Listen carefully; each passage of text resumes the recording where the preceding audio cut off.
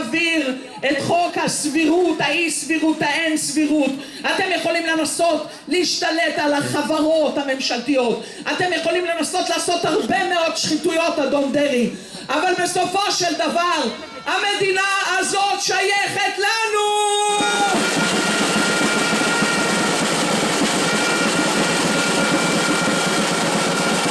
הנואם הראשון שלנו הערב הוא סגן אלוף במילואים, טייס מסוקים ומוזיקאי, שזה אנחנו הכי אוהבים, והוא אחד מהמובילים של טייסים פטריוטים.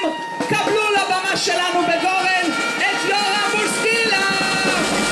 ולא אסלח לעולם לבנימין נתניהו הנאשם בפלילים על הקרע המתמשך שאתה עושה במשפחות בעם ישראל. בושה לך בנימין נתניהו.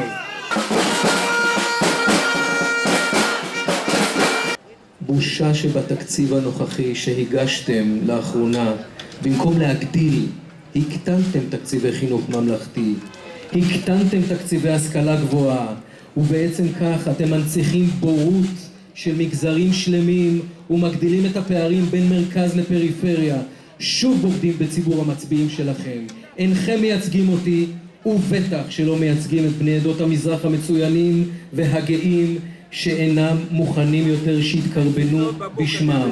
די, נמאסתם.